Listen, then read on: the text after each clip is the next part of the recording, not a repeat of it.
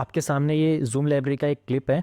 Zoom library आपकी बाकी जो फिजिकल लाइब्रेरीज होती है उसी का एक वर्चुअल कॉन्सेप्ट है। यहाँ पर आप यूपीएससी, स्टेट पीसीस या फिर किसी दूसरे कॉम्पिटिटिव एग्जाम्स के लिए जो बाकी लोग प्रिपरेशन कर रहे हैं उनके साथ एक नॉन डिस्टर्बिंग एनवायरनमेंट में अपनी पढ़ाई कवर कर सकते हो। एंड आपको एक ऑर्गेनाइज एनवायरनमेंट मिलता है जहाँ कोई डिस्टर्बेंस भी नहीं होती है। प्लस में आपके सिटिंग आवर्स बहुत अच्छे से इंप्रूव हो जाते हैं। एंड इसके अलावा हम लोग कुछ शेड्यूल्स भी रन करते हैं एग्जाम स्पेसिफिक जो भी हो रहा होता है, जो आपको सिलेबस वगैरह कवर करने में बहुत हेल्प करता है। So you get a very organise environment to increase your sitting hours. अगर आप इस कॉन्सेप्ट को ज्वाइन करना चाहते हो तो इसी वीडियो के नीचे टेलीग्राम चैनल का लिंक है। आप टेलीग्राम चैनल पर जाइए, वहाँ पर डिस्क्रिप्शन में एडमिन का यूज़र नेम होगा, आप कॉन्टैक्ट करके जूम लाइब्रेरी को ज्वाइन कर सकते हो। Hello everyone, so today we will diving into the topic which is known as quad. So this topic is under international relations and this has already been asked in your mains exam, but you need to keep preparing such topics which have a very high tendency. So UPSC will not ask the same question on quad once again on the same pattern, but there will be questions in future which will have the basic elements of quad. So we will be diving into quad. Quad is a strategic group. Okay, so this quad is playing a massive role in shaping the Indo-Pacific region. So this is the country. We have this Indian Ocean. This is the Pacific Ocean, and this region is the Indo-Pacific region. All right. So I'm talking about Australia. All right. Then I'm talking about India. I'm talking about Japan, and I'm talking about USA. All these countries working together. So you need to picture this. Okay.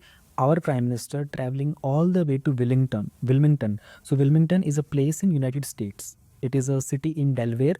This city is known for its historical significance to attend a high-profile summit. So this was not just another meeting, it was a milestone that is shaping our future foreign policy. So these kind of summits, all these kind of gatherings, they influence your UPSC as well as your SSC questions. All right, on the international groupings, your global security, your foreign policy. And guess what? This place Wilmington, this was once famous for its shipping and manufacturing. Now this city, it hosts the diplomatic dialogues that impacts billions of people across the Indo-Pacific region. So moving on further, see, the quad isn't something that just popped up overnight. So these leaders, they have been meeting frequently, 6 times in just 4 years. So that's a lot in diplomatic terms. Initially conceptualized around the year 2004, this concept of quad. So following the tragic Indian Ocean tsunami, you all remember the Indian Ocean tsunami that happened in the year 2004, right? So the quad has evolved into a robust forum since then. Now by 2024, the quad would have completed 2 decades of engagement, that is 20 years. So that's a key fact to remember. And from these talks, we got the Wilmington Declaration. All right, so this is another term that might be asked in your UPSC prelims exam. So this is going to be a guiding document that lays out the future goals. Plus, here's a big one. India is set to host the 2025 summit for the Quad leaders. So 2025 could see the top leaders in the New Delhi. All right, which means a potential question in the UPSC mains related to India's growing diplomatic clout. Also, hosting these leaders on our soil will reinforce India's role as a major regional influencer. So this definitely builds on India's foreign policy initiatives, which under the article number 51 of the Indian Constitution, which encourages the international peace and cooperation. Okay, so now let's break down the Wilmington Declaration. Okay, because this is one major declaration that has happened. See, UPSC can definitely ask a question directly on Wilmington Declaration. Do not doubt this thing. Okay, so this thing, it covers multiple fronts: health infrastructure, technology, climate, space. Multiple things are being covered under this thing. So for health security, they mentioned a quad cancer moon shoot. All right, so cervical cancer is a major health concern. Globally, it affects over 500,000 women each year, 0.5 million women each year. So with a large share in the developing nations. So this initiative, it could boost the vaccine distribution and screening of the program. Next is the Quad Ports of Future Partnership. Okay, so this thing is going to focus majorly on the sustainable port So, the ports like the Chennai port, Yokohama port, or the Sydney, they are gateways for trade. So, strengthening them means smoothing the supply chain, which is critical for our economy. Okay, now moving on further, we have this semiconductor thing. So, semiconductors, they are at the heart of every electronic device these days. Now, the memorandum of cooperation ensures that we are not left vulnerable if the global semiconductor supplies they face any kind of disruption, like we saw during the pandemic, right? This kind of move, it would support India's Atmanirbhar Bharat push. See, these terms, they are not mentioned here, but you need to keep repeating them in your answers. It would encourage the domestic chip manufacturing in India. All right. And India's new semiconductor policies, they are aimed at reducing the import and building the capacity in places like Dholera in Gujarat. You need to remember this place. This is Dholera in Gujarat. Then we have something known as QUIN, the Quad Investors Network. So this thing will hint at the investment that could accelerate joint research. So imagine more research and development in the advanced technology, maybe even green hydrogen, which is the talk of climate summits worldwide. On the climate and clean energy, they aim to make the cooling systems more efficient. Focus is more on the cooling systems. So you all understand about cooling system, the refrigerators, the air conditioners, right? The International Energy Agency, it estimates that energy demand for the cooling, it could triple by the year 2050. This is a factual information. You need to remember this thing. So if we are improving the efficiency, that means we are saving money, we are cutting on emissions, okay, and we are aligning with the India's pledge that happened in the Conference of Parties 26, which was in Glasgow. See, these are all the topics that we have already covered in the previous video. If you are someone who has been preparing for more than 1 year, then you know about all these things. If not, your first time preparing for this exam, then don't worry. These things will keep coming up. So just stick to the topic. For the space collaboration, India is setting up a web portal for Mauritius, for which the Mauritius is going to be the key. You need to remember this. Sharing the satellite-based data to monitor the weather events, it would support all the 17 sustainable development goals. Okay? And especially which goal? The goal number 13, which is climate action. Goal number 14, which is life below water. So when questions and points like this come up, you need to remember which sustainable goal they are talking about. Like the moment this topic popped up, I could remember sustainable goal 13, goal number 14, which is climate action and life below water. Then another thing about this Wilmington Declaration is the maritime security initiatives. So maritime security initiatives like the MAC3, all right. So they will train the regional partners to track illegal fishing or trafficking in real time. Okay, the future Quad at Sea Ship Observer mission in the 2025. Okay, this will strengthen the interoperability. All right. See, you are preparing for the UPSC exam. For the UPSC aspirants, questions could link these moves to UN clause. You all have an understanding about this. What is UN clause? United Nations Convention on the Law of the Sea and the Maritime Domain Awareness in the Indian Pacific region. All right. So we cannot skip this topic. We cannot take this topic on a light side. See, Quad is not a traditional military alliance, okay, like NATO.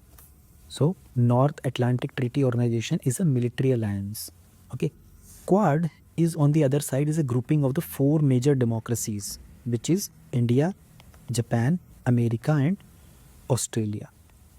All right. So focusing on ensuring the Indo-Pacific, it stays free, it stays open, it stays rule-based. So the agenda, okay, it has expanded over time. Initially, when we were talking about the year 2004, that time the agenda was focusing majorly on the like responding to the humanitarian crisis, because in the year 2004 tsunami came. So groups were like this were focusing on what will happen, what if another humanitarian crisis happen. But now the time has changed. Now it has grown to cover areas from health security to cyber technologies. So all these annual summits, they keep on happening, the foreign minister meetings, they show it's consistently high on the foreign policy agenda. Now there is a fun fact that I want to share with all of you. Japan was among the earliest to propose a confluence of two seas strategy. Have you ever heard about this thing? The confluence of two seas strategy. Okay, that would symbolize the Indian and the Pacific Ocean, which would merge into a single strategic space. So students, they often get questions on these developments. So you need to keep a track on this, right? On the global stage, the Quad is seen as a subtle way to balance China's increasing assertiveness. All right.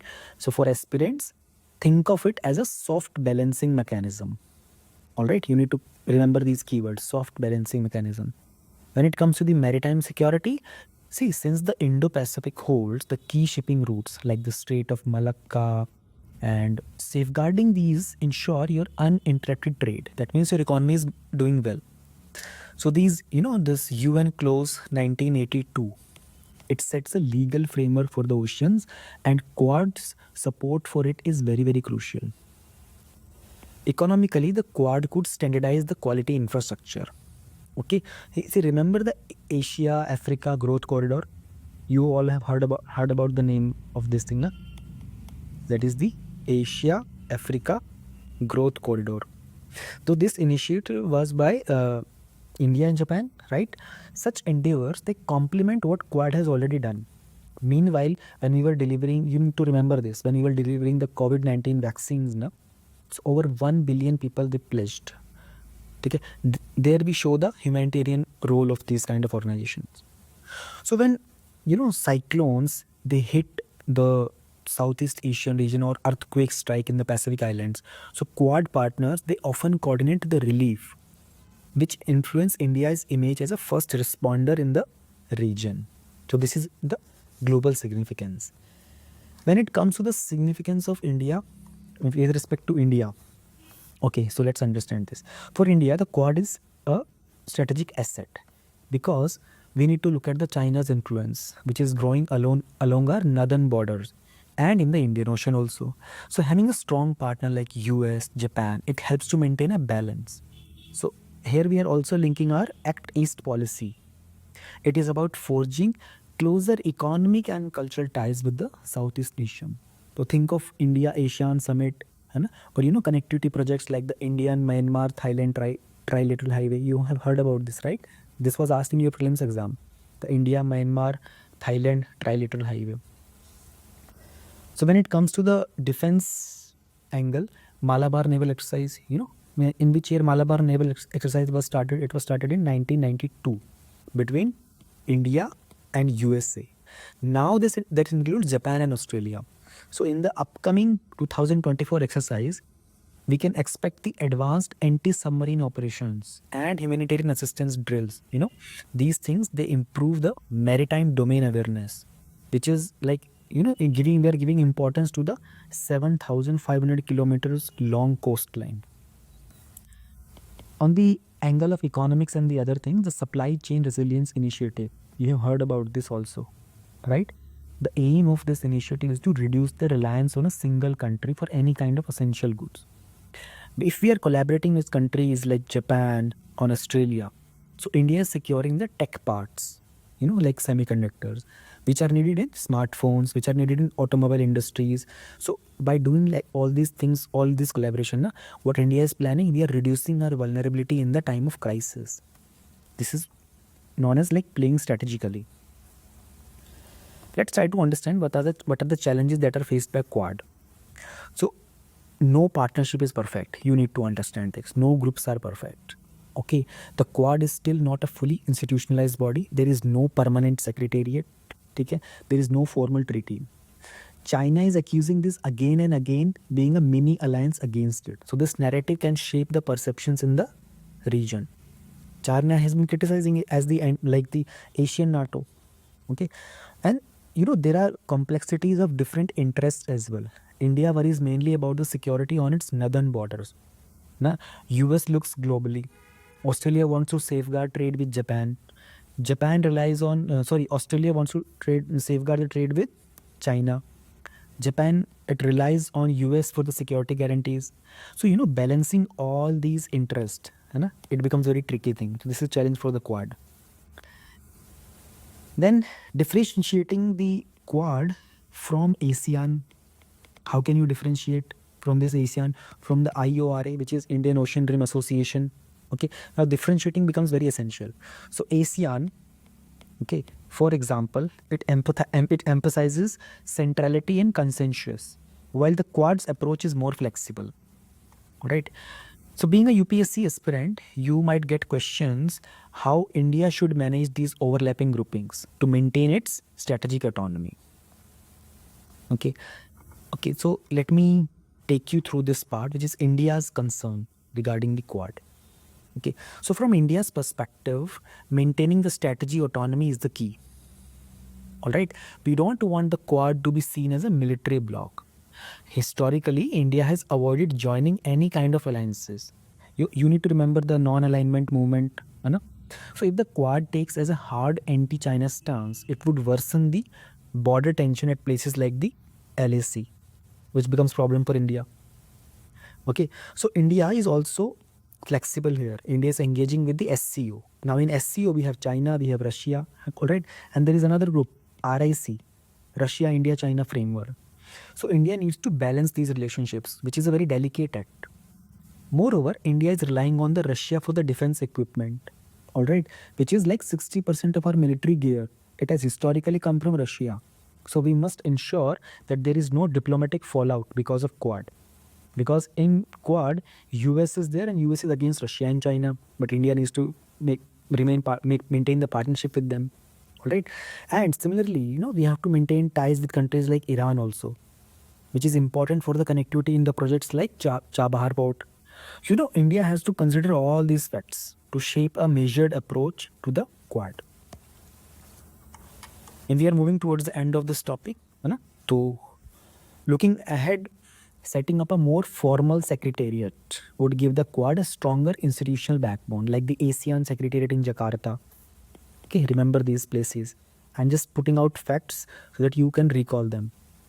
So this might involve a small team of experts who are coordinating the initiative across the members. Aligning with the existing bodies, like working with the ASEAN on infrastructure or joining hand with the PIF. But now what is PIF? PIF is the Pacific Islands Forum. This also group keeps popping up in your topics. Okay, then engaging with the other players. So there are regional players, which are countries like South Korea, Vietnam, or even the African coastal states. They might have broadened the Quad's appeal. So if we maintain a balance between the strategic clarity and the diplomatic ambiguity, it would help avoid provoking unnecessary tension. So you might see things like a diplomatic way, but being a UPSC aspirant, okay, you might see a UPSC question on how India can navigate these diplomatic waters. So you have to analyze how subtle diplomacy and the flexible alignments, they can serve India's long-term interests. There is a small addition in this topic, that is the Quad Principles for Digital Public Infrastructure. Okay, so what is this DPI? See, DPI is all about building a secure digital framework for governance and service delivery. Simple to understand. Now think of Aadhaar and UPI in India. You have been using these two things regularly. All right. Now, these are the digital infrastructures which are helping millions access these services. Connecting this thing to the UN agenda of sustainable development. Now, these digital tools, they will help us achieve the sustainable development goals like the financial inclusion or the quality education. All right. So DPI is like a digital highway. Just as the roads let people travel and trade, DPI will allow seamless delivery of government schemes, financial services, and many more things. So India's stack, okay, Aadhaar for identity, UPI for payments, this thing, they have revolutionized how we are accessing the public and private services. Now it's even drawn interest from other countries in Africa and Southeast Asia. They are looking to replicate the models of India. In your exams, linking the DPI concepts like e-governance under the Digital India campaign will give you extra marks. Okay, so remember them. Now these principles for the DPI, we were talking. These principles, they will guide us how the DPI systems that are fair, are they accessible, are they future proof. Inclusivity will ensure that even the poorest farmers in the rural areas, they can access the digital services without hefty fees. Collaboration might mean that the tech experts from Bangalore who are working with the developers in Silicon Valley. Modularity will allow the quick upgrades. Imagine adding a new feature without shutting down the entire system. Like this you have been doing, na?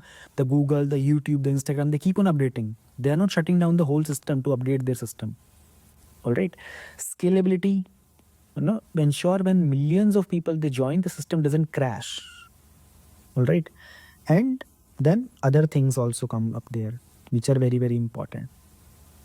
So respecting the human rights and privacy is also crucial, right? Article 21, Indian Constitution, it talks about right to life. It talks about the personal liberty, which the Supreme Court has linked to privacy. You know this thing, right? Supreme Court has linked the right to life and the personal liberty with the right to privacy. So ensuring these digital systems, they don't exploit any kind of personal data builds. Right. So this is how we end this topic, and in the essence, all these principles, they try to set a standard. So for a UPSC candidate, questions on digital governance, data protection, and India's role is in setting the digital norms. They might appear in your mains exam. You need to understand how to link the quad principles to the digital policies. That is going to strengthen your answer. So that's the quad explained in detail, and from the Wilmington Declaration to the digital frameworks, health initiatives, maritime security, this grouping is shaping tomorrow's world order. So if you are preparing for UPSC, SSC, you need to keep these facts in mind. The quad, it exemplifies a modern approach to international relations. This is balancing power without forming a traditional alliance. All right. 2.2 from the IR section, India's role in conflict resolution. Why was this topic in news? Okay, so I'm going to explain how India is stepping up in a big way on the global stage. Okay, so imagine getting a call from your neighbor who has a big fight going on the next door. That's like what is happening here. The Russian president, okay, he has been regularly talking to India, Brazil, and China, hoping they can help calm things down in Ukraine. Now, you might not see this on your daily Insta feed, but trust me, international leaders, they're very serious about this thing. Remember, India has always tried to stand for peace, right from the days of the freedom struggle. It's like within the article number 51 of our Indian Constitution, which says India will work for international peace. So when the Russian leaders they make these calls, it shows India's rising importance. By the way, the Russian and the Ukraine conflict is the biggest in Europe since World War II, and the whole world, including the international bodies like the UN, they keeps an eye on this. All right. So you need to understand the importance in. Okay. So what's the deal with India's Prime Minister visiting the Kiev and also earlier visiting Russia? Well, that's diplomacy in action. Think of it as visiting both friends in a disagreement and trying to calm them down. So India visiting Russia and Ukraine, two places. Okay, the conflict is still going strong after 2 years with no sign of stopping. Did you know that the total damage in Ukraine has been estimated in billions of dollars by the World Bank and the another institutions? So India, by showing up, is saying that we hear you, we see the problem, and we want to help. Russia didn't go to Swiss peace meeting, okay, and a new 6-point plan by Brazil and China was rejected by Ukraine. So this just shows how tough it is to solve these global conflicts. But India wants to keep the doors open. It's like when you try to solve a fight between two classmates. So you talk to both the sides, you try to find the common ground, and sometimes that might make you a trusted voice in the classroom. So here, the global classroom we are talking about. Okay, we will try topic further by understanding India's evolving role as a proactive mediator in the global conflict resolution. Okay. Now, why is India stepping up its game? Not India is basically no longer just reacting, it is taking the action very proactively. Do you all remember that India has helped open Saudi Arabia's airspace for flights to Israel after 70 years? This was a huge diplomatic achievement. Okay. India has a 5S policy. Okay. This talks about Samman. Samman is respect. Samvad. Samvad is dialogue. Sahyog. Sahyog is cooperation. Shanti is peace. Samriddhi is prosperity. Now, this sounds like a formula for a peaceful world, right? And it is like a peaceful 5-step dance in the global politics. All right. And not just this thing, India has also helped stop a potential nuclear disaster in 2022, as per the CNN reports. Okay, the facts are mentioned here. By working with others to keep Russia's nuclear ambitions in check. Now, that's a big deal. Under the G20 presidency, all right, India focused on the voice of the global south. So basically, representing countries which are often left out of big decisions. This shows India is trying to make the global talks more inclusive. Vasudhaiv Kutumbakam means the world is one family, or we call it the one world family. So this isn't just a slogan. It has guided the Indian foreign policy for a very long time. For example, I'll give you this thing. India's non-violent approach in the freedom struggle for its refusal to invade others in history. Okay. Plus, remember the Maldives in 2014 crisis. Okay. Their capital's main water plant, it caught fire, leaving the city without drinking water. India was the first to step in. India sent ships which were loaded with water. Okay. So this track record, it makes India look like a reliable friend. Also, India has handled the global issues at home also. Okay. And many complex issues, managing the diversity, the regional issues as well, and even in the neighborhood. So this experience, it makes India confident to step up and say, yes, we have handled tough situations and maybe we can help others too. Okay. So moving on further, we need to understand a little more about the India's historic efforts in the peace mediation. Okay. So don't think India's mediation skills, they have popped up overnight. It has a long history. In 1955, India was already working diplomatic magic by helping Austria become neutral and getting the Soviet troops out. And that's right. After the World War II, this happened immediately after that, right? Later on, 1956, India was involved in the Korean crisis that was dealing with big powers like the US, the China, the USSR. So this is like stepping into a high tension football match and trying to calm both the teams. Then later on in Vietnam, India served as the co-chairman of commission supervising the peace. And in 1979, India showed it wouldn't hesitate to stand for what's right by supporting the Vietnam against China's aggression. All right. So this long history of peace work, it shows India's role isn't just talk. India has walked the walk for decades. Okay. So you understand. Facts are there. You need to remember them. You need to understand them. But you need to also hold on. This is not all smooth sailing. India has got a few speed bumps here. Historical alignments. India's old ties, like its close friendship with Russia. Sometimes it makes it hard to appear neutral. So when you don't vote against your friend at the UN, some might say, are you really a neutral mediator? Okay, we have regional rivalries, especially with Pakistan, which limits our role in the peace talks everywhere. So if two classmates are always fighting, would other people trust them to solve a different class conflict? Probably not without some questions, right? Then India needs to take care of its own economy.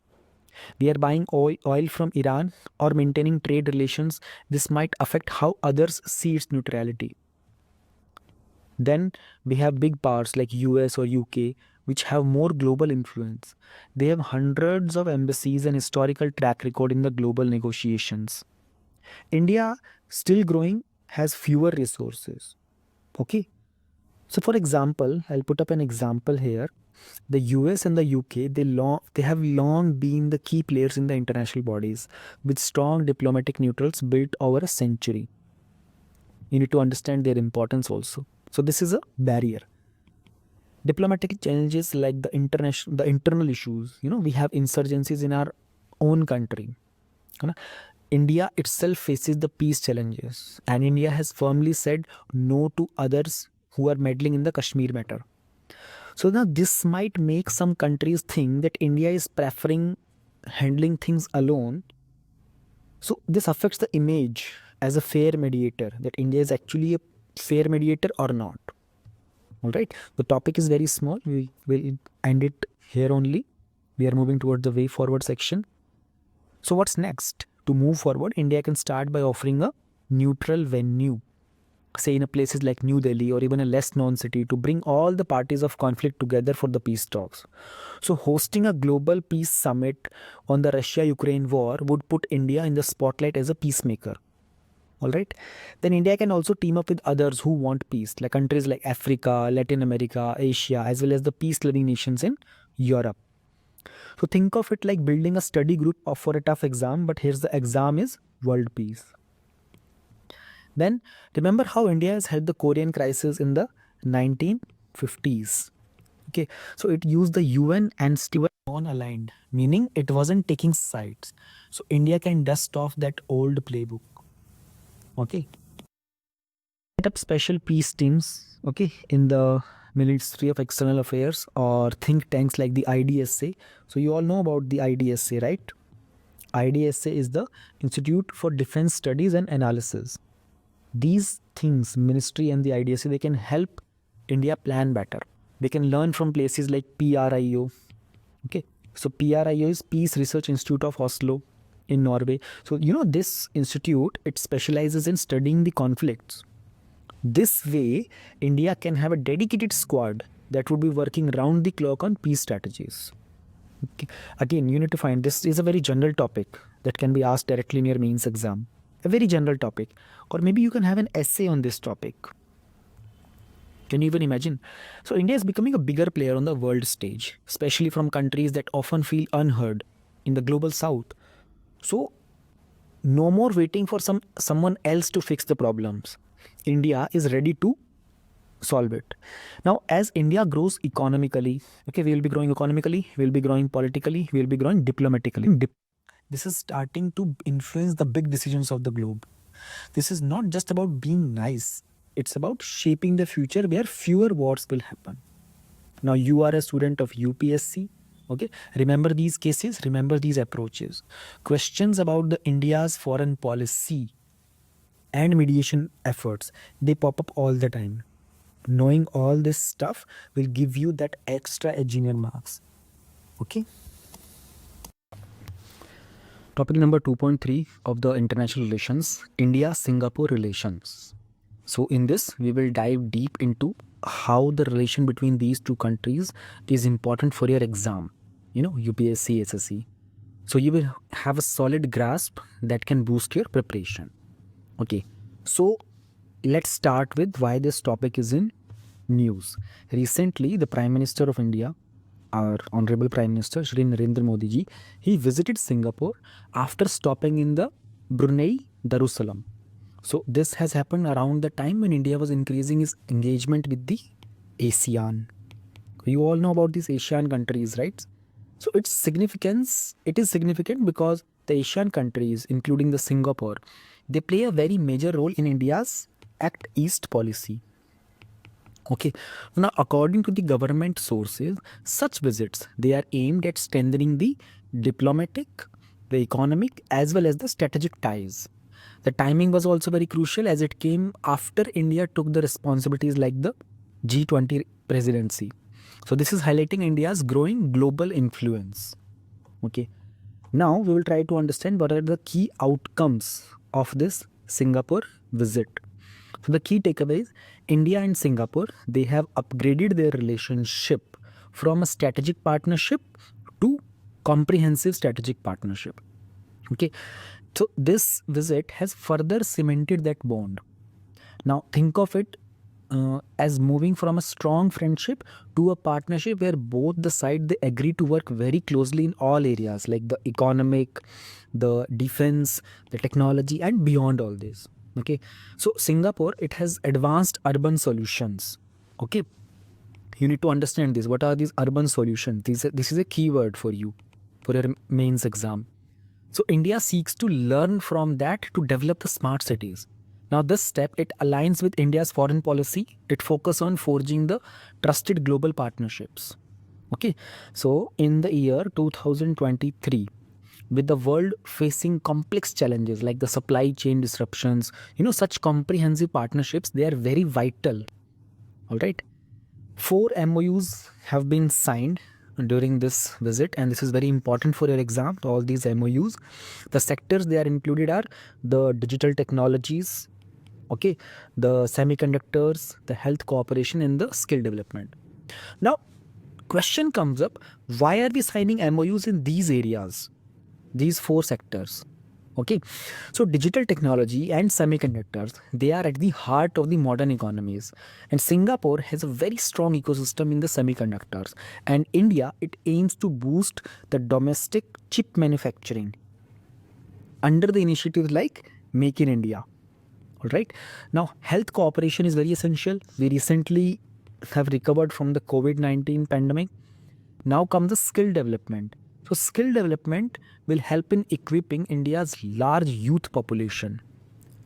The youth population that has globally relevant capabilities. Now this kind of cooperation will support India's vision to become a knowledge and a manufacturing hub. All right. Now let's move. We need to understand the India-Singapore relations. Okay. So through the map, you can understand where does this country lie. This is the Thailand, this is Vietnam, this is Cambodia, this is Brunei, this is Malaysia. And below this, we have Singapore, a very small country. The historical ties, they go long way back. Singapore's modern foundation was laid by Sir Stamford Raffles in the year 1819. And back then, Singapore was even administered from Kolkata during the British era. This is a very interesting fact. Okay.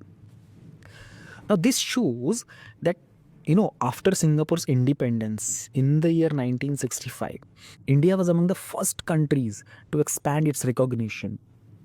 This shows a long-standing relationship, not just strategically but economically as well. But also culturally, there is a connect of India in the cultural aspects with Singapore. We have early trade routes from India to the Southeast Asia, which often pass through the region we now call Singapore. We have built a sense of familiarity and trust over the time. Moving further on the economic front, Singapore is India's top trade partner within the ASEAN group and ranks as the 6th largest overall trade partner for India from the year 2023-24. Now, post CECA, what is CECA? This is the Comprehensive Economic Cooperation Agreement. The bilateral trade, it has soared up to 35.6 billion US dollar, which is a very big amount. Now, this is showing how the formal trade agreements, they can boost the commerce. Now, though India is currently the imports in India, see, we have our imports which are more than the exports. All right. Now, this gap, it represents a challenge as well as the opportunity. See, you can write this line in your mains answer. You can mention this in your interviews that India's import is more than the export. But this is as a challenge as well as an opportunity. Okay. We have this DTA, the Direct Tax Avoidance Agreement. Okay. So this is basically double tax avoidance agreement. All right. So this was signed in the year 2016. This helps us to reduce the tax-related barriers. It encourages more foreign direct investment, more FDI coming into the country. So when it comes to your exam, you need to remember these figures. Okay, these agreements, they're important. With how many countries India has signed DTA. Okay, they come up in your trade and economic policy sections. All right. So in terms of the defense, India and Singapore, they hold joint military exercises, okay, like the Agni Warrior, Okay, Simbex, very important one. All right, JMT for the Air Force. Okay, now this strengthens India's maritime and the strategic presence. It extends the influence up to the South China Sea. Very, very important. The impact is up to that level. So cooperation in the defense, it's not just about security, it is also supporting the maritime trade routes. Understand this thing very, very carefully. We are ensuring stability in a region that handles a significant portion of global trade. So over the years, India's naval diplomacy has been supported by these exercises. It has grown in importance because of a stable maritime environment, which is crucial for India's energy imports and the external trade. Now on the fintech is financial technology. So India and Singapore, they have some landmark, they had these landmark developments. How? I'll tell you.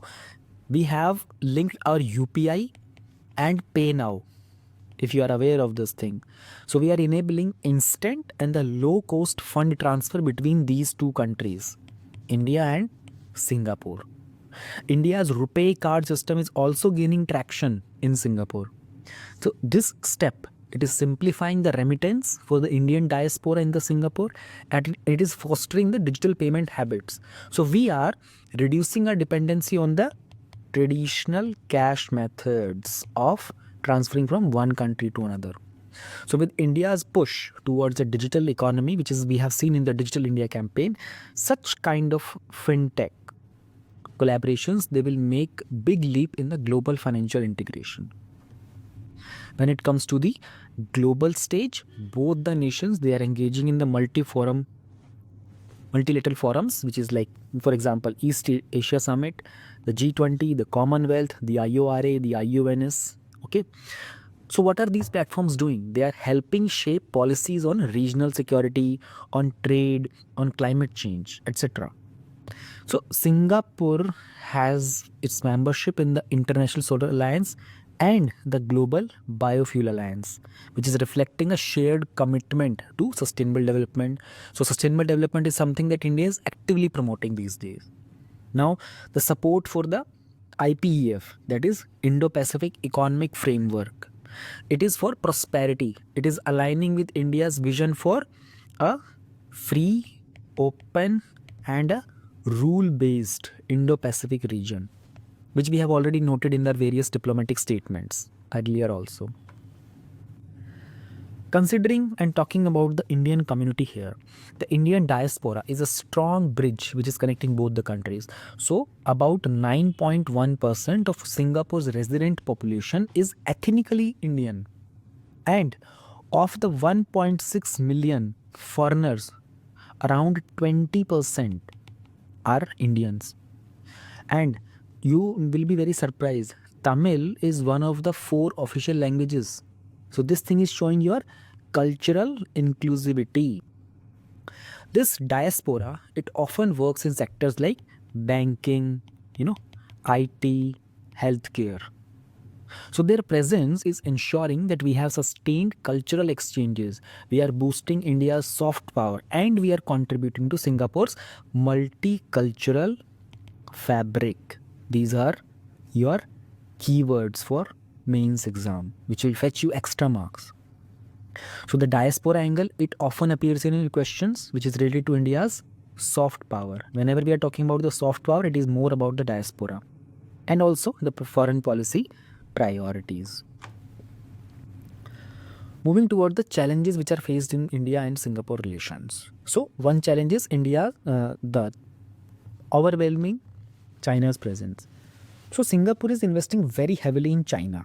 Okay, you need to remember this thing. Singapore is investing in China and Beijing remains a key trade partner for them.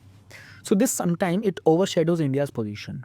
And diplomatically, India must compete with China's economic clout. So for example, the Chinese companies, okay, they have a big presence in Southeast Asia, and India must offer the competitive and transparent investment opportunities to maintain this balance. Okay, so Singapore's reputation as a tax haven, it creates complexity. So we have this $11.7 billion which is invested in India during the financial year 2023-24. This may include the round tripping So what is round tripping? So round tripping here is when the Indian money, it leaves the country only to return in a disguised foreign investment. This is the problem. Now this makes it very tricky to gauge the real foreign investment flows. So the government, it needs very strict regulatory frameworks and strong bilateral tax enforcements to address these issues, which ensure that money is used for genuine growth and development. India has other trade concerns here. So from the India's perspective, we have to ensure that a better market access for the service export is very, very crucial. So while the goods, the trade like good, the trade looks good here, okay? The professionals like the IT engineers, the architects, and the consultants as well. Okay, we are talking about the professional talent migration. They face hurdles in working visas. They face hurdles in the recognition of the qualification in Singapore. So if we can improve the mobility of these skilled workers, then because India is looking to export services, we have agreements like the CECA. There we talk about these things. So this is the area where the diplomatic engagement and the mutual recognition agreements will help. Now we have these illicit activities, like gold smuggling. These things, they pose challenges. We have reports that show that some Indian migrant workers, they are lured into carrying the smuggled gold. This affects the revenue collection and financial security. So both the governments of India as well as the Singapore, they must strengthen the custom checks. They must work on sharing intelligence. They must educate the travelers to curb all these illegal practices. We do have the strict enforcement under these things. We talk about, when you talk about the Customs Act, this act has been asked in your prelims exam, the Customs Act. There was a question. Go check out your previous year questions. You will find it. Wow, this is another very interesting topic. Anti-India sentiments are also there. There are social tensions which have surfaced over the time. There are some Indian workers who face bullying and negative sentiments. Such incidents, they harm our cultural harmony. They discourage the skilled migrants from choosing Singapore. So both the governments along with the civil society, they should promote inclusivity. They should work on creating the cultural awareness. So looking ahead, there is a third review of the CECA which is on the cards. So this review matters because the economic environments are involved. There are new challenges like the digital services, the green technology, the trades, and other factors are there. So regular reviews will help keep the CECA dynamic and beneficial for both the parties. Another point is about AITIGA. So this is, India wants it to be more business friendly. India wants it simpler, and we want to reduce the non-tariff barriers. This is crucial. Okay, the timeline to conduct the review by 2025, it gives both the sides a target that we have to streamline all our tariffs, our procedures, etc., etc. Then in the urban development, if you talk about urban planning and development, so Singapore has a very well-planned cityscape. It has a global standard. So India can learn a lot. We can use Singapore's expertise in areas like the water management. So there is public housing, like the housing development board model, and there is sustainable city planning as well. So these collaborations, they help the Indian states transform their cities into smart, livable hubs. We can have all these things which can align with our smart cities mission, which comes under, do you remember smart cities mission? It comes under Ministry of Housing and Urban Affairs. These are very factual things. You need to have all these things on your fingertips. So when we talk about mitigating, we talk about reducing the impact. So to tackle the issues of these anti-India sentiments, we can set up helpline, we can have counseling centers, we can have cultural programs also. And see, the Indian embassy, all right, it can act as a support system. We can have joint awareness drives, we can have cultural festivals, we can have workshops in place that can reduce the misunderstanding.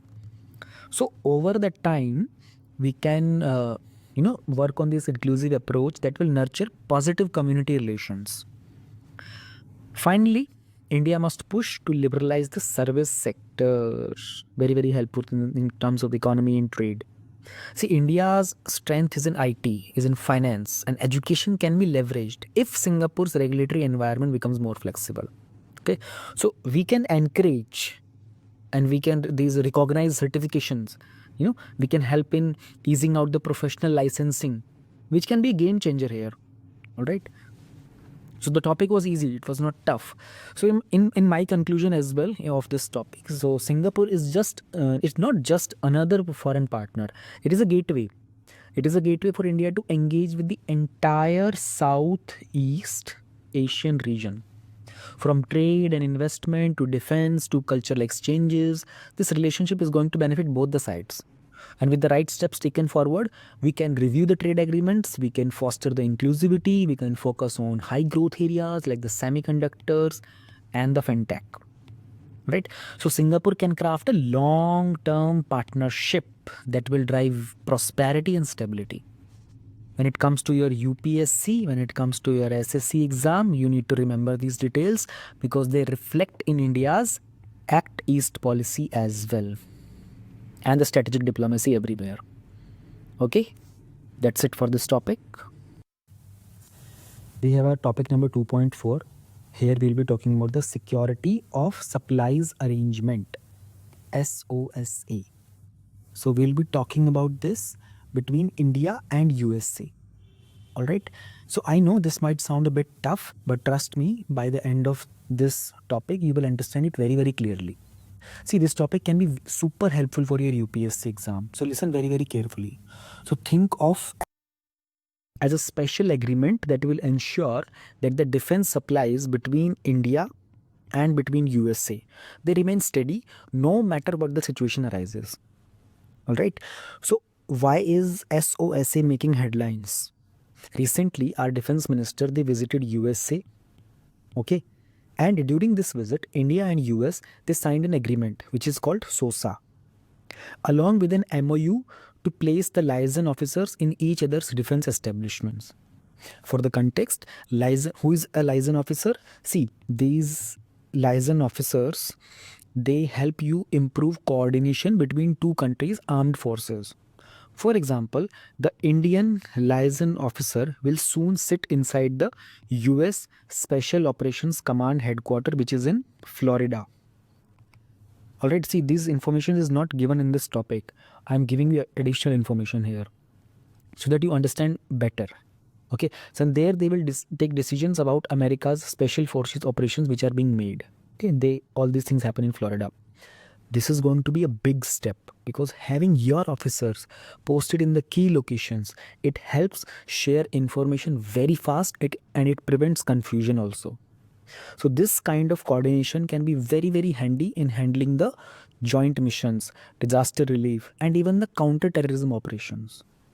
Okay. So now, what does the SOSA actually do? I will tell you this thing in very simple terms. It will guarantee that both India and the US, they will quickly provide each other with the defense items and the services whenever needed. So it could be a peacetime or it could be a crisis time as well. Okay, so imagine if India can request the urgent needs of new critical spare parts for the fighter jets during a conflict. Now, with the help of this arrangement, India can request US to speed up the delivery. Okay, so this is like you are having a close friend who keeps some spare notes ready for you before the exams. So you are never stuck in a tough situation. Okay, and this arrangement isn't just a general talk. It will ensure that if India needs something important like the advanced communication equipment or some special gear for our troops, then US will try to deliver it faster than usual. And the same is true if the US will need something from India. Okay, so for instance, that if the US, it suddenly needs some specialized protective equipment that India is producing, the SOSA will help it get priority supply. Now, this thing is helping both the nations stand strong and trust each other more in the terms of security. Okay. So this is an important point. India is the 18th SOSA partner of USA and it is legally non-binding. So did you know that India is not the first country to have such an agreement with India? It is 18th. Okay. And there are other countries, which are the other countries? I'll give you some idea. They are majorly from Europe and Asia. This is a non-binding treaty. It's more like a handshake agreement. So this is reflecting your trust and understanding. This is similar to the US. They are having special supply arrangements with other countries that are part of NATO. Okay, so NATO, I'll remind this to you all. It was formed in 1945. It has countries like UK, France, Germany. Okay, so being part of NATO means you are being part of a group which are major US allies. Okay, now US and India, they are negotiating a binding reciprocal defense procurement agreement. Okay, they're talking about another agreement which is called RDP. So unlike SOSA, RDP might be legally binding. So once it is done, it will simplify all the purchase of defense item. It will reduce red tapeism. Now, what is red tapeism? It's like very typical way of putting things in disciplined manner. And this RDP agreement, it will open doors for more technology transfer. If this RDP is signed, India could more easily get advanced jet engines or missile components that will help India build the indigenous fighter jet programs. Now the MOU on the assignment of liaison officers. We talked about this, the liaison officers, very, very important. So this is crucial because having your officers posted inside US commands like the US Central Command or the US Indo-Pacific Command, all right, this will give India first-hand insight about the operational planning. This will help us respond better to the maritime threats in the Indian Ocean region. For example, this CENTCOM, CENTCOM, the Central Communication thing, it was established in the 1983. It looks after the security threats in the Middle East and the parts of Central Asia. This is very critical for India's energy import. So now if we are placing our officers here, that means we can quickly understand about any emerging challenges and we can keep our forces ready. Okay, now India will deploy the first liaison officer to US Special Operations Command headquarters in Florida. What does this mean? Okay, so this US Special Operations Command in Florida, this was formed in the year 1987. This is leading America's special forces, their Navy SEALs, their Army Rangers. And by posting an Indian officer there, India will learn about their modern special op tactics, their strategies. This exposure will help us strengthen our counter-terror units, our special forces. This is like getting a sneak peek into the training notes of the top player before a match. It will help us sharpen our skills. All right. Now let us look at the India-US cooperation milestones on the defense aspect. Let us move to the bigger picture. In the year 2015, both the countries, they signed the framework for the US-India defense relationship. Okay. So with this framework, India has gained easier access to the US technology, their training, their defense platforms over the time. Right. Designated India as a major defense partner in the year 2016. In 2016, they did this thing. This was very huge. Very few countries are given this status. And then in the year 2018, India was upgraded to STA Tier 1. They call it the Strategic Trade Authorization Tier 1 status. Okay, so what is the meaning of this thing? This STA, the Strategic Trade Authorization. Let me simplify this thing for you. India can now get many USK dual-use items. So dual use means the items that can be used by both civilians and for the military purposes without any complex licensing. So there are certain advanced communication systems, there are avionics, that are acquired more smoothly now. So this is helping India modernize the military without wasting time in any of the lengthy procedures. So this is where India and US are interlinked very strongly. And which other countries have this kind of status of STA? Japan, South Korea, they have this STA status with USA. Additional information for you. Next, we have 2+2 dialogues. The concept of 2+2 dialogues was started in the year 2018. So this thing, it brings together the External Affairs Ministry and the Defense Ministry together of both the countries. So you can imagine there are two close friends who are regularly sitting down with their personal trainers and their nutritionists to stay in top shape. That's what the meaning of 2+2 is. So it is ensuring both the nations, they are fit and ready strategically. So through these talks, both the sides, they discuss the policies, they share intelligence, they align their interests, especially with the dynamic shift that are happening in the world politics. So in the year 2023, India and US, they rolled out a roadmap for the defense industrial cooperation. This isn't just a talk. So this is setting the priorities like the ISR, that is intelligence, surveillance and reconnaissance. The recce we call it.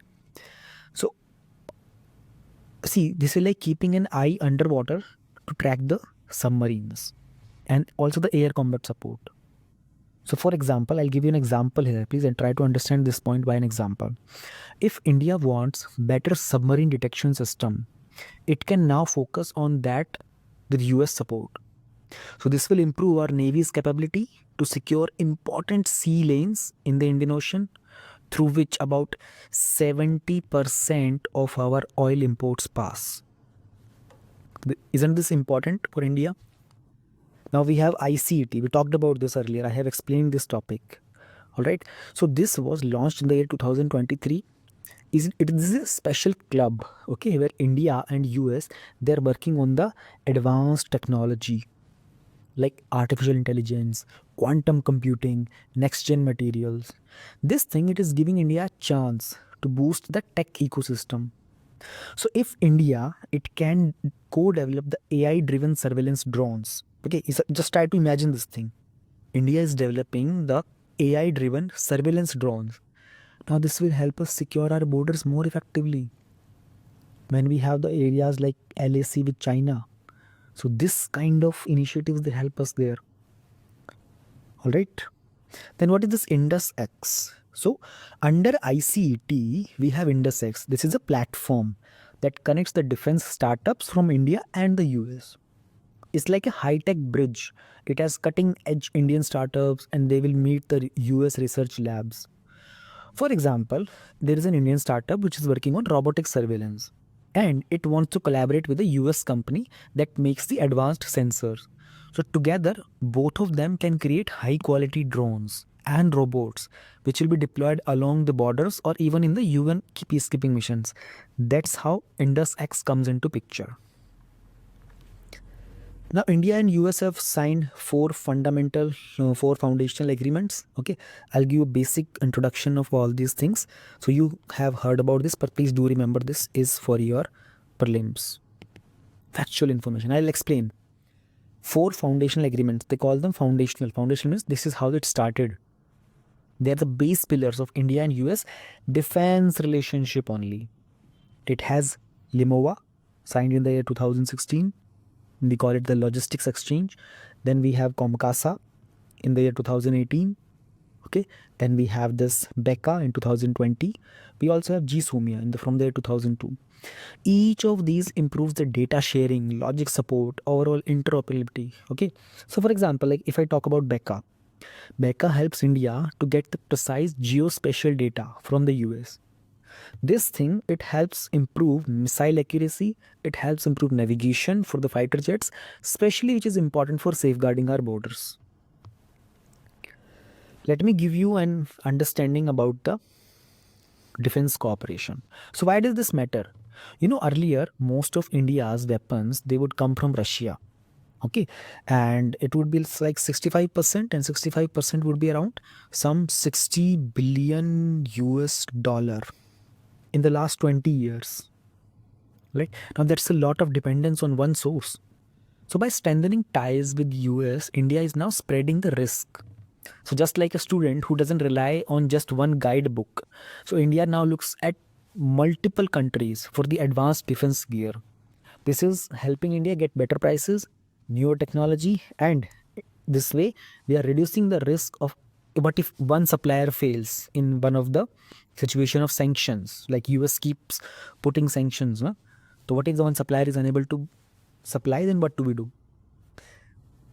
Another is intensify the Indo-US strategic partnership.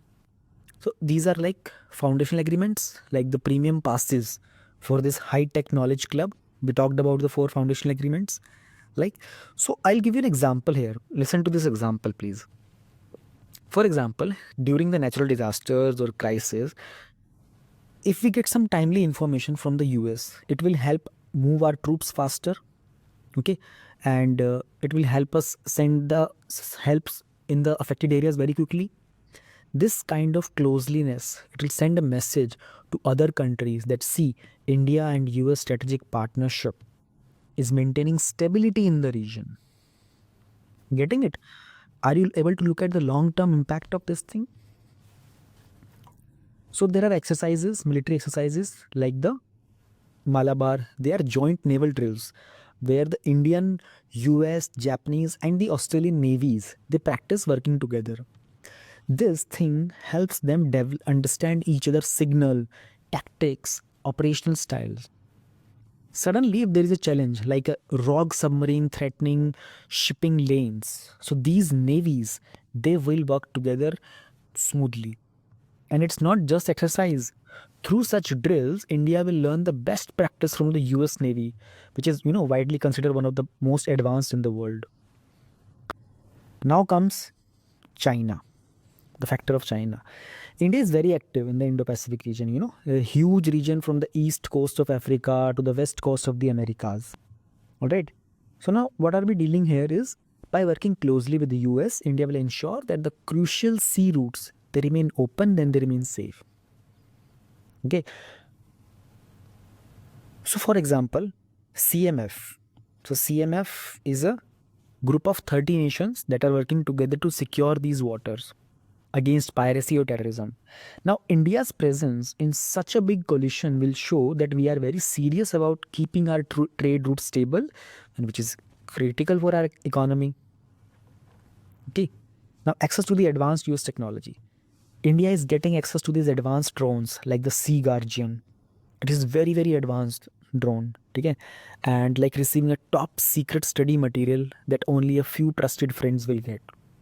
This will help Indian Navy monitor the wide ocean areas very efficiently. It helps to keep a better track of the suspicious movements, saving lives during the rescue operations, maintaining a very strong vigil against any kind of infiltration.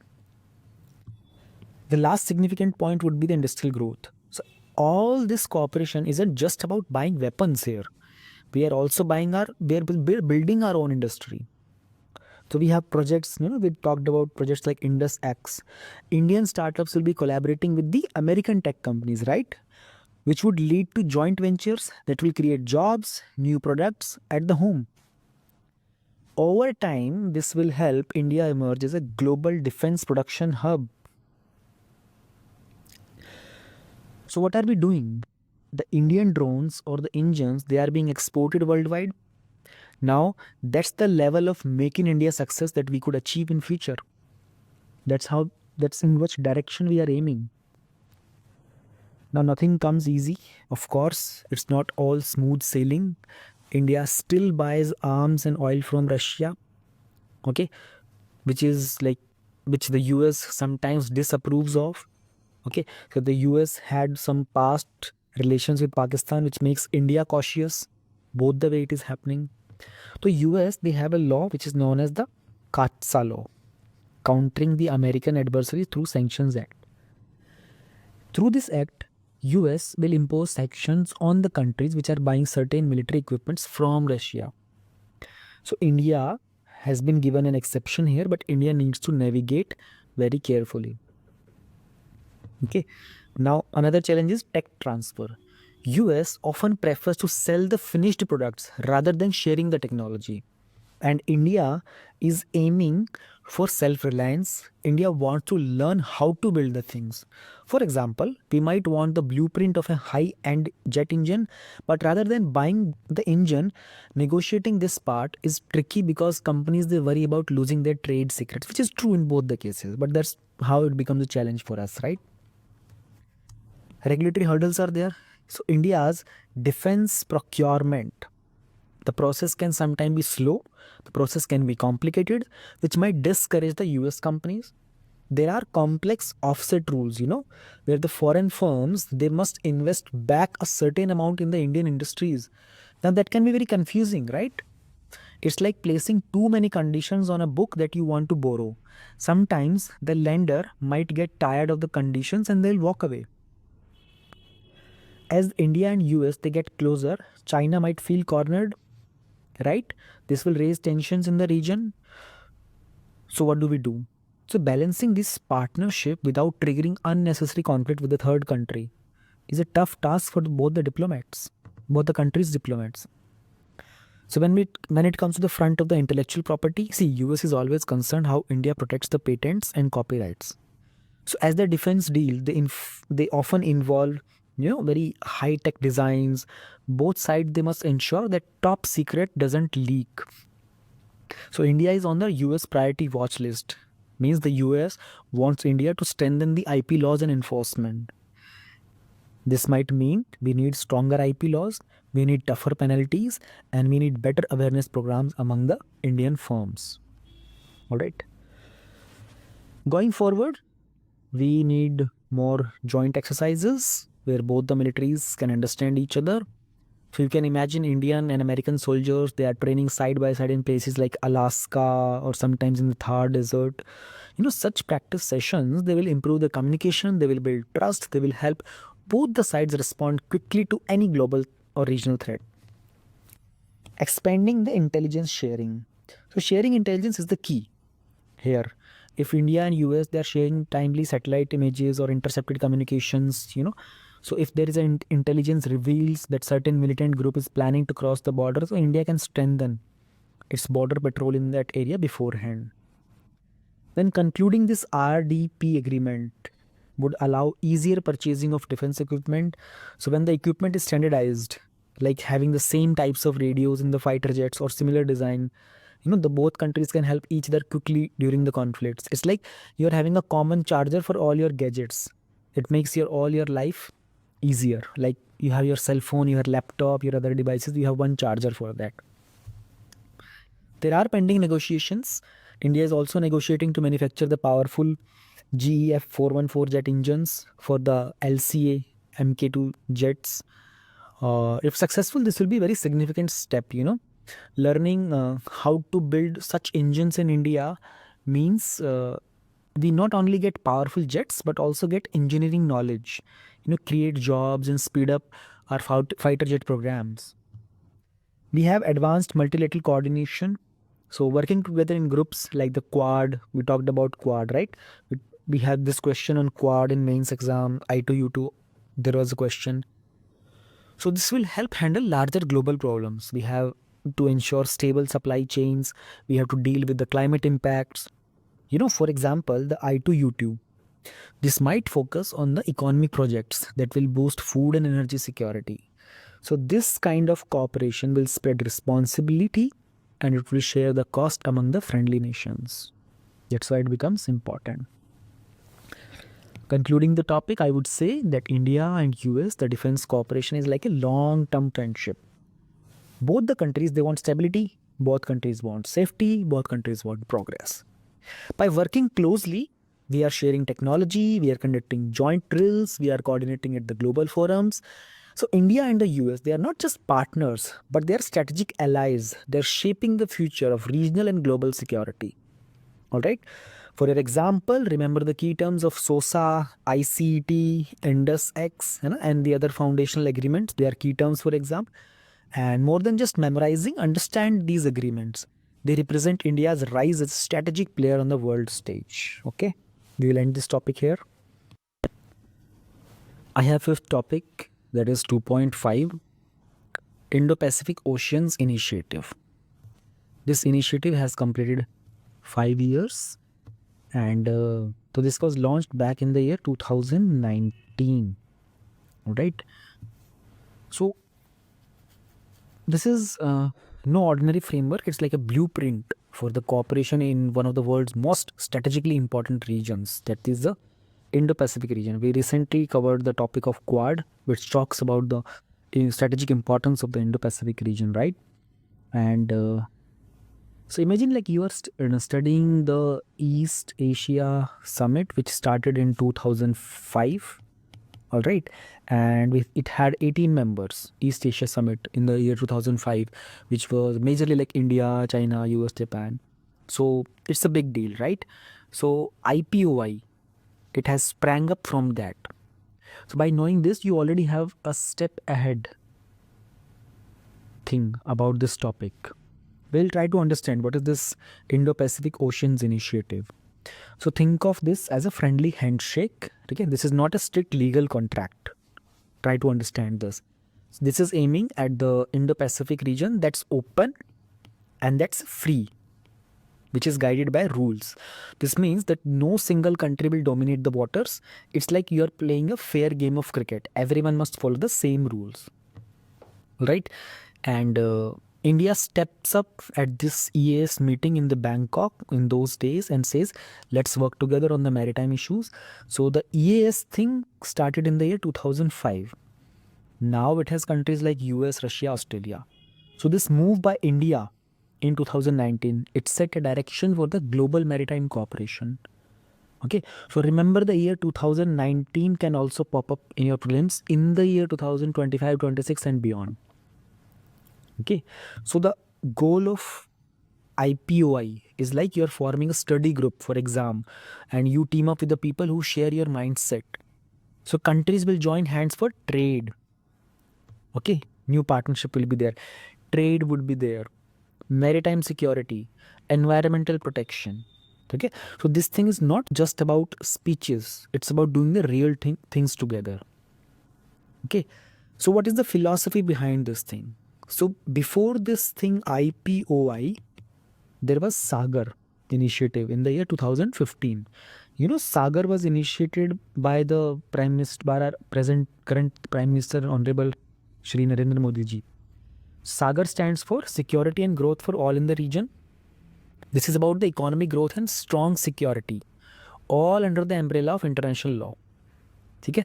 So do remember this topic of Sagar. Okay, this is all about inclusivity, like security and growth for all. That means no one will get left behind.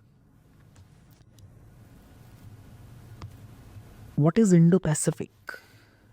Okay, so Indo-Pacific, this isn't just a random name. It's a concept that is still being debated. Okay, it's a contested interpretation. There is no clarity on this till date. Some countries, some nations, they see this as just a label. You know, others, they see this as a massive global stage for political and economic influence. So what you can do is you can picture a huge highway for ships that's the Malacca Strait, which is connecting the Indian Pacific Oceans. Okay, it's over here in this region. So around 60% of the global maritime trade is passing through here. More than half of the world's population lives in countries around this region. You know, think of India, China, Indonesia, and more. So 2/3 of the world's economy is linked here. So this isn't just a region of, something which is just existing for the sake of being part of the world. This is the beating heart of the global trade. Right? When we come to the India's definition, see India's view, it's a mega broad. Okay, so from the eastern coast of Africa all the way to the US shores. This is what India talks about. So essentially, India sees the Indo-Pacific as a giant corridor of opportunity, which is for shipping, investment, and strategic partnership. What is the definition of USA? So US takes a slightly different approach here.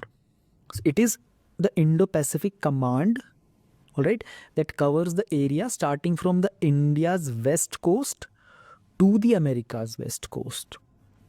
So this aligns with the US security and economic interest. Okay, you need to understand and remember these definitions for the exam point of view. Moving ahead, what is the significance of IPOI? So why does this thing would matter to anyone?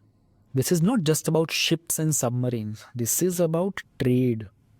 This is about sustainable fishing. You know, this is about marine diversity. This is about disaster response. You remember the 2004 tsunami? Everyone remembers that. So when the whole world, they learned that cooperation is the key. So IPOI is where the helps the nations prepare together. This is not just against the enemies, but also against the natural disasters. Okay. So think of it like you're merging your exam preparation strategies, your notes, your online lectures, your mock tests, everything is working together. So IPOI is something which is synchronizing. It is aligning with other policies of AOIP, okay, policies of other ASEAN, countries, Indonesia, Malaysia, Singapore, etc. They all have their own Indo-Pacific framework, but IPOI will plug into it, make both stronger. Okay. Now, countering the regional threats. So, if one country tries to dominate, others can balance it by cooperating. So, in the year 2020, now I'll give you an example here. Okay, India and Vietnam, they stepped closer using the IPOI principle. This matters because Vietnam shares a maritime concern in the South China Sea. Okay, a debatable region. So, IPOI helps the nations they stand firm without any aggressive posturing. When it comes to the maritime security, again, security is not always about warships. Okay, this is about stopping the piracy, protecting fishermen's livelihoods, and ensuring that the oil tankers can sail safely. All right. Next is to the addresses resource geopolitics. Okay, so next time you pick up your smartphone or you see an electric car, okay, remember these batteries that need cobalt and lithium. Indo-Pacific region, they have major reserves, okay, of these minerals. So especially in the seabeds, they are in near the places like the Central Indian Ocean Basin. Now, what IPOI will do, it will encourage fair and shared access to these resources, which could be vital for India's ambitious renewable energy targets. Okay. Then, so unlike a fixed syllabus that never changes, IPOI can be tweaked over time. Okay, if a new challenge arises, like a marine pollution or illegal fishing, the framework can be adjusted.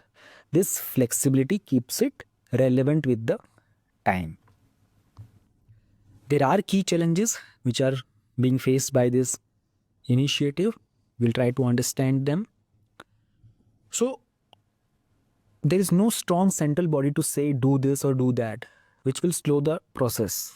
Everyone wants to cooperate, but no one is setting a clear roadmap. It's like having a group study, but no one is deciding which chapter to tackle the first. We have geopolitical tensions already, so politics is always in play. China, it views such initiatives suspiciously, worrying that they are aimed at limiting its influence.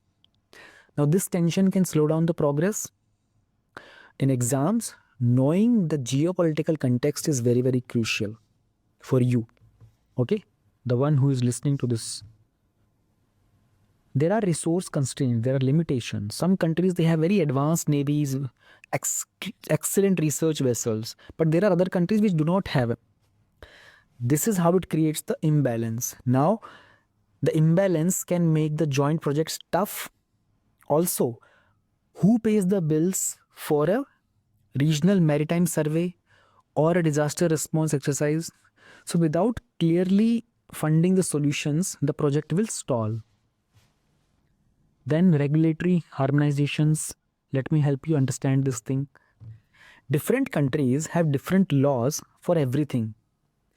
They have fishing laws, they have shipping laws, they have undersea mining laws. Now, aligning them is like trying to make everyone use the same exam guide, which is challenging but not impossible.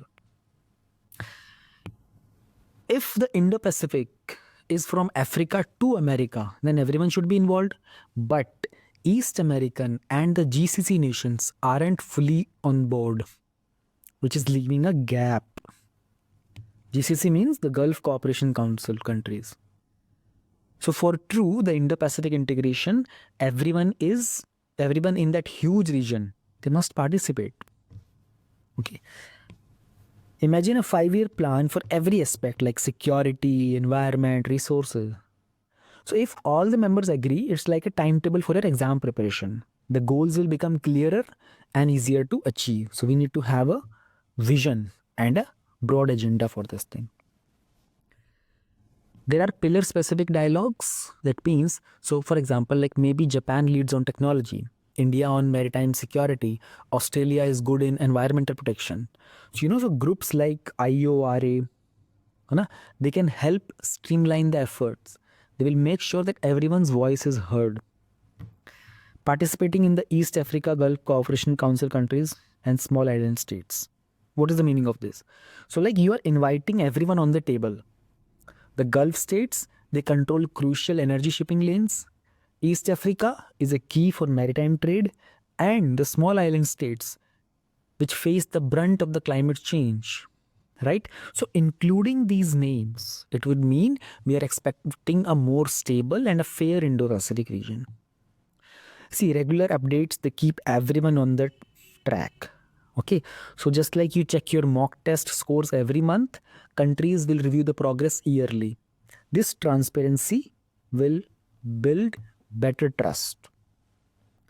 I will wrap this topic and I will mention few points like the Indian Act East policy. Okay, last topic also we concluded on this policy. This topic also we're concluding on Act East policy.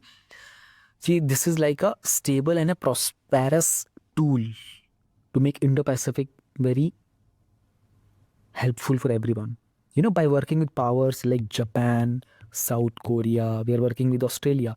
India is pushing for a rule-based navigation, something which has fair resource sharing, something which is focusing on the mutual growth. You know, this framework, this is what makes IPOI a game changer. You need to remember this for exams, right? So when the question is about Indo-Pacific or the IPOI, it pops up, you will be ready with your answer with clarity and confidence now. Okay, so I'll end this topic here. Now we are on topic number 2.6. This is the last main topic, and after this we will have the news in shorts. So we will talk about the Tapi gas pipeline project. This is a topic that you must know if you are preparing for this exam, because trust me, understanding this will help you in the international relations and the energy security preparation. So we are going to break it down. So it's like so simple that even a 10th class student can grasp it. Okay, so we'll get started here. Why in the news? Now, this is a big news for anyone who is focusing on the current affairs. All right. So the Tapi pipeline. Okay, I'll talk about this. Turkmenistan, Afghanistan, Pakistan, India. I'll explain everything. Okay, just keep listening, keep watching this. This was highlighted in the news channels and newspapers. It got a fresh push with the recent inauguration of on the Turkmenistan side. On top of that, Afghanistan, it has officially indicated that it will start its work on the pipeline. This means the project is not just on paper, it is actually moving forward. And when it comes to your exam, you need to remember the year 2021. So 2021 witnessed the renewed interest, okay, in this project due to the changing regional dynamics. Also, you need to note that the key figures, you know, like the Turkmenistan's president, Sardar Bardi Muhammadov, his name is very difficult to pronounce, okay. I'm repeat it again, but it's very difficult. So just remember, Turkmenistan president is like Sardar, where they write it as Serdar, okay. And Afghan authorities, now they are involved. So this kind of detailed information, you know, about these topics, it gives you an edge in interviews or your mains answer. So Tapi is often cited in discussions on the regional connectivity. And it is a favorite topic of UPSC mains. You know this, especially this comes under the India's neighborhood relationships. Okay, now we'll get in depth. What is Tapi, how it all started. So you need to imagine the mid of 1990s. Imagine that time, what all was happening. Okay? The world was changing very rapidly. So Turkmenistan, that country, it saw an opportunity that they want to export their natural gas reserves. Turkmenistan has lots of it. The Tapi pipeline stands for Turkmenistan, Afghanistan, just a second, Turkmenistan, Afghanistan, Pakistan and India. They thought of an idea that pipeline is a symbol of cooperation among these four nations. For a GS paper, you need to remember that this is not just about energy, but also about diplomacy and regional strategy. So in the mid-90s, the discussion started. This was supported by various international agencies also. Okay, and the pipeline turned into a key energy corridor plan. Also, for your extra notes, back in the 1990s, companies, you know, like Unocal. So Unocal is an American firm. They first explored this idea. Okay, so maybe this company's name can pop up sometime in your exam, that which company is related to Tapi pipeline and all these things. So knowing this background will help you tackle some tricky prelims questions. Now we talk about this gas field. This is Dalkesh gas field. Okay, so previously, earlier, this was one of the Yolotan gas field. This was started in the year 2006 and is located some 75 kilometer from the area of Mary in Turkmenistan. Okay, so you need to mark this thing. This is the central to the pipeline supply. It's in Turkmenistan near the city of Mary, discovered in 2006. This is relatively recent in terms of the major energy finds. If you're writing an answer on the energy resource, if you mention about this gas field, na, the Tapi pipeline, so it shows that how deep knowledge you are carrying about this topic.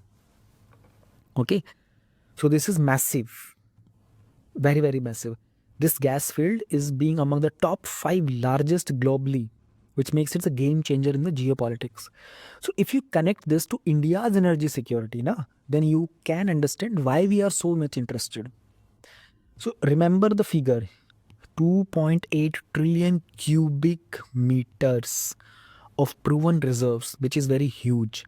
So this reserve is enough to supply multiple countries for decades. Plus, there is 300 million tons of oil, which makes this field even more valuable. Okay, so for the exam, you need to keep these numbers very, very handy. UPSC can directly ask about the global significance of this gas field. All right.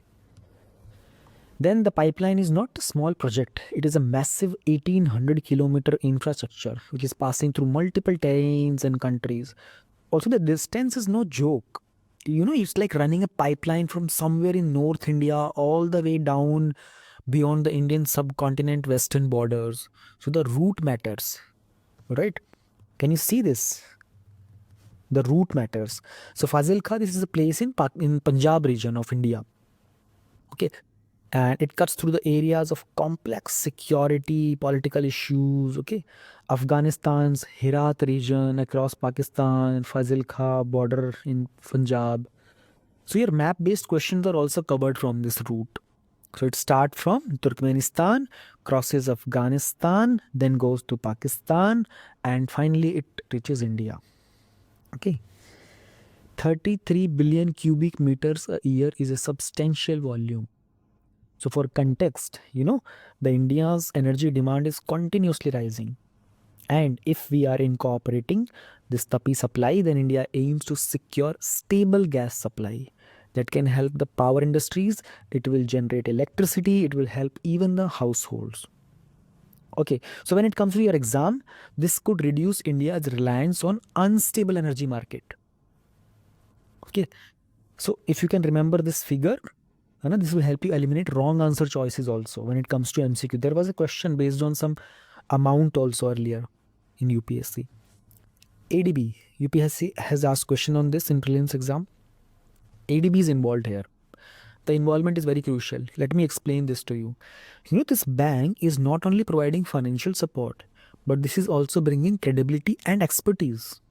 How? See, knowing the key international financial institutions that support such projects will help your mains answer as well. Now, ADB is supporting development and connectivity. Okay. Now, this will align with India's Look West policy, LW. And which one other? Connect Central Asia policy. Okay, let me give you a little more factual information on ADB because this has been asked. Headquarters is in Manila. Manila is in Philippines. This bank has been active in multiple projects that is linking the Central Asia and the South Asia. So remembering who is financing Tapi can help you stand out in exam because examiner expects you to know the major financial backers of such projects. Let's move down to the significance. The topic is very small. This is complete. This is the last part of this topic. So I believe I can spend little more time, 1 or 2 minutes extra on explaining the significance because it will cover other aspects of your topics as well. So strategically, if you look at this, then Tapi isn't just a pipeline. It's a diplomatic channel. So in an environment where India, Pakistan, the relations, they are often so strained now, and we are sharing a common economic interest. So this will reduce tension between the two countries, India and Pakistan. Now this gas pipeline, okay, it will promote confidence building measures. And when it comes to your exam, you need to consider this, that how that ties into the India's foreign policy, the neighborhood first policy, and its broader goal of ensuring stability in South Asia. Also, my dear friends, remember Article 253 of the Indian Constitution. Let me remind you this thing. This constitution article deals with international treaties.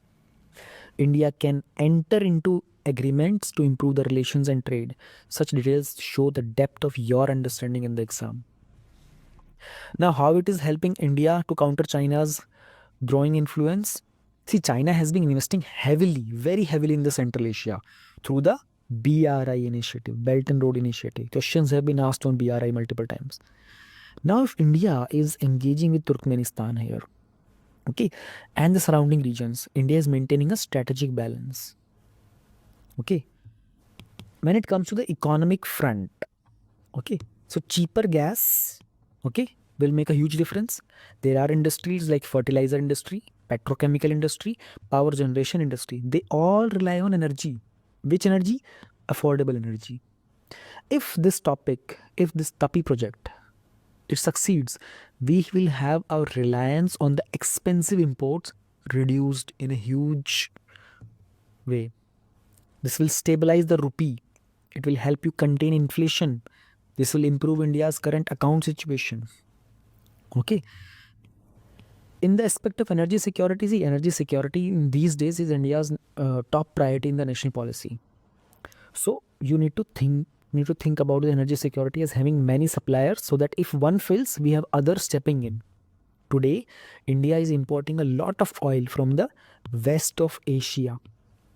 But with TAPI, you will have natural gas from Central Asia. This becomes another channel. It's like a backup, a strong backup. So diversification is the key word here. If you diversify, okay, UPSC has been asking many questions on diversification. You know this thing, decentralization, diversification. As a bonus fact, I'm giving this to you. India is targeting to increase the share of natural gas in the energy mix. Right now it is 6%. India is targeting to make it 15% by 2030.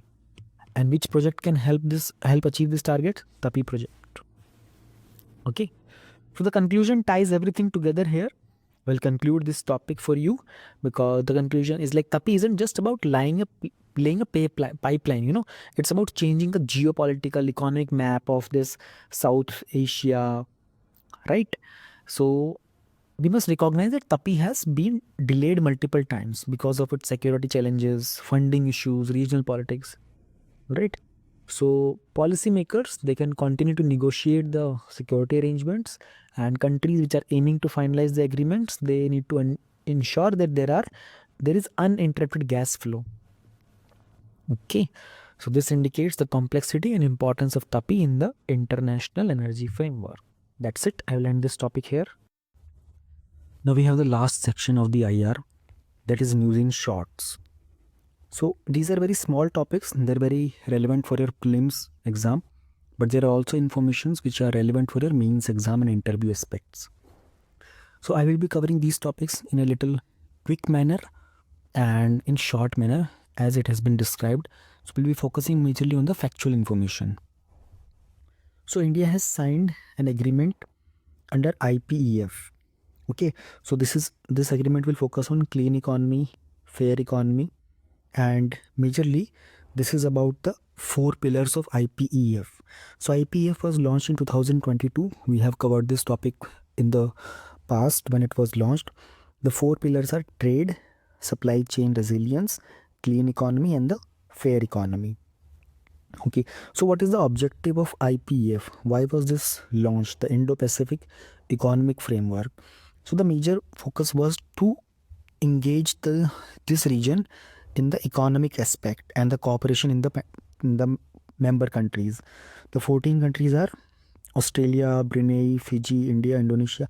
See, UPSC can ask a question based on the members of certain organizations, certain groups. There have been many questions in the past which asks you about matching the countries, or finding the best option among the four options where the number of countries are mentioned and which one of them is member of this group or which one is not. So the IPEF Clean Economy Agreement is there, the IPF Fair Economy Agreement is there, and that's it. Over majorly the factual information in this topic is around these points only. Next we have the Pacific Islands Forum.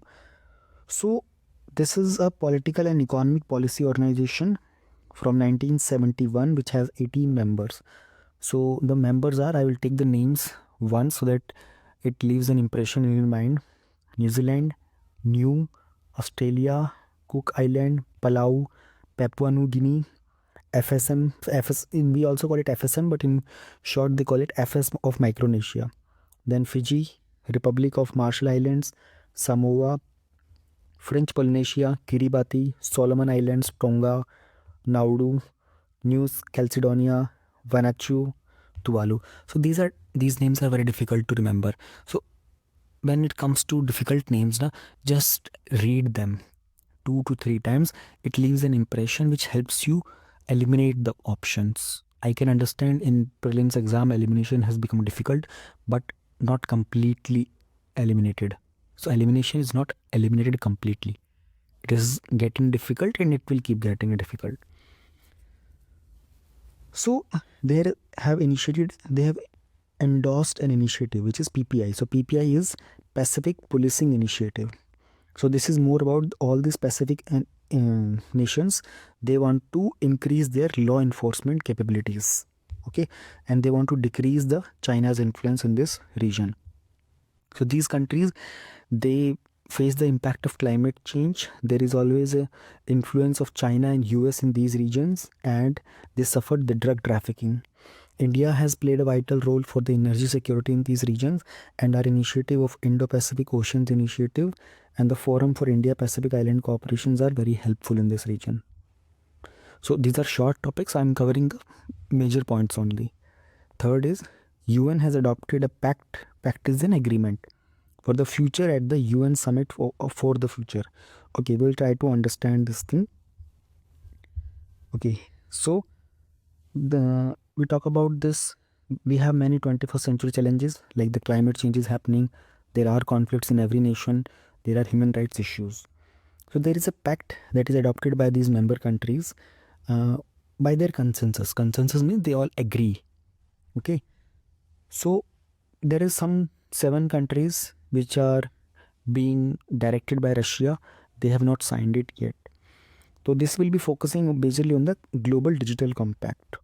So in this agreement, they talk about sustainable development, they talk about international peace and security, science, technology, innovation, youth and future generation, and global governance. India, GCC, we talked about GCC in one of the previous topics here. They have adopted the action plan for some joint activities. So this is for 4 years, 2024 to 28. So recently, first India GCC joint meeting happened there. They adopted this plan. So in this ministerial meeting, they talked about these things, which will talk about food security, transportation, energy, culture, etc. They have created a 3P framework where people, prosperity, and progress. So prosperity is Samriddhi. We called it in Hindi, Samriddhi. This will increase the partnership among these countries. So first meeting happened in the year 2003, and currently India has such similar strategic partnership with Saudi Arabia, UAE, and Oman as well. The concept of GCC originated in 1981, and the major member countries are Saudi Arabia, Kuwait, UAE, Qatar, Bahrain, and Oman.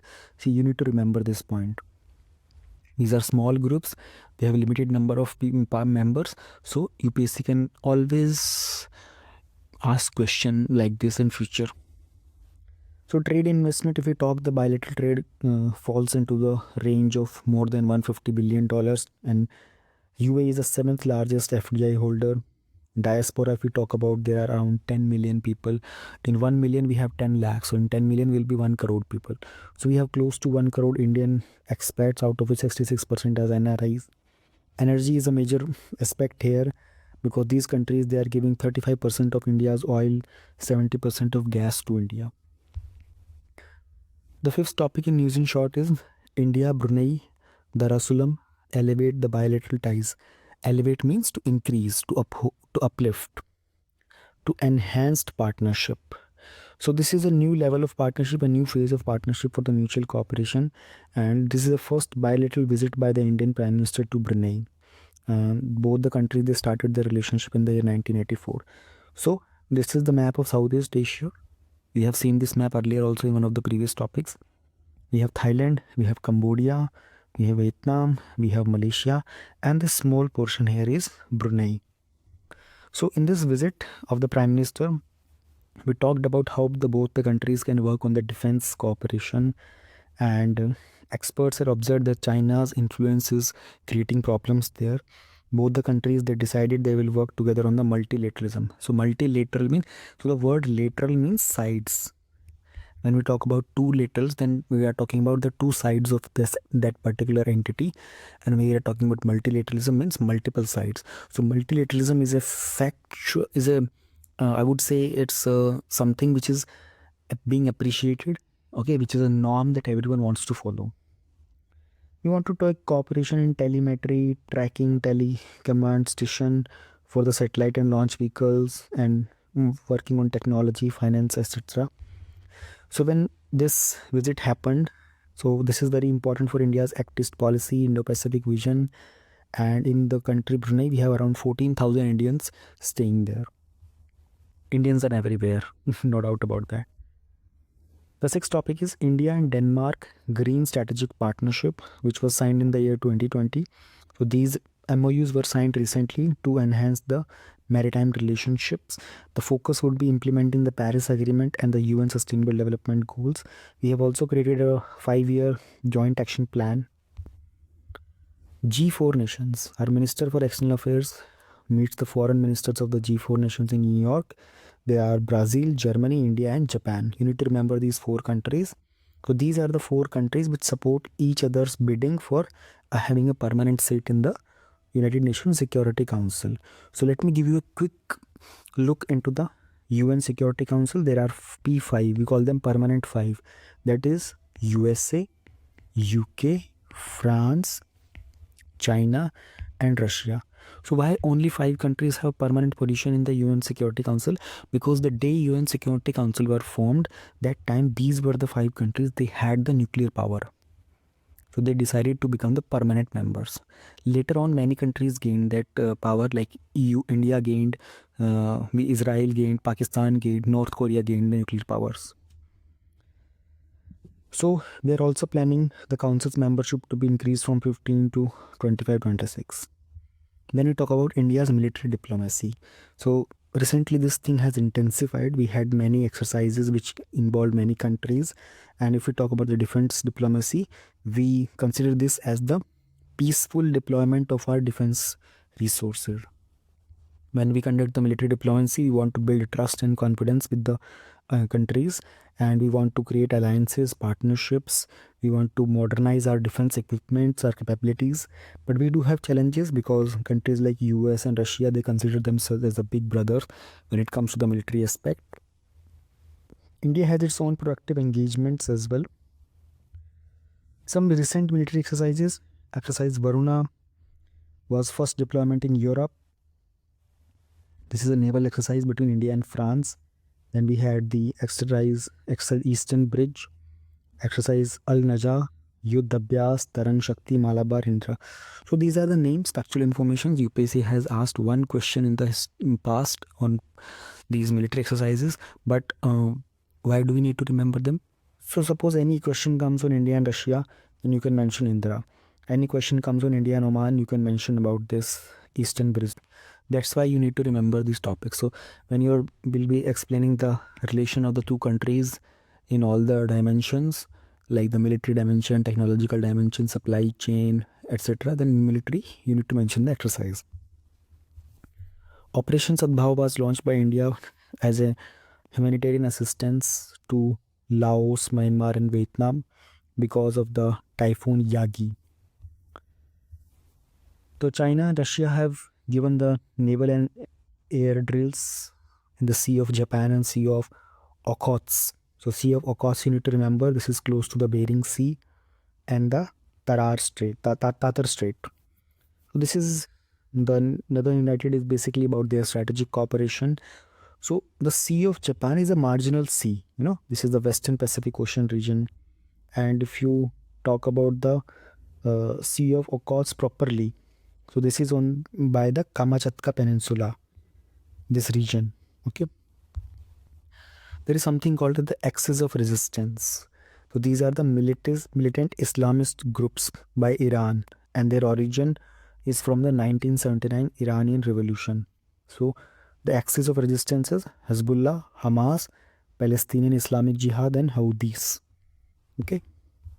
Last topic of this section: fast track immigration trusted travelers program. So more than 18,000 have registered for this thing. This was inaugurated at IGI, New Delhi. So using the help of Ministry of Home Affairs, they want to speed up the concept of immigration to clear the process. And this will happen in two phases. In the first phase, the Indian citizens and OCI will be covered. In the second, the foreign travelers.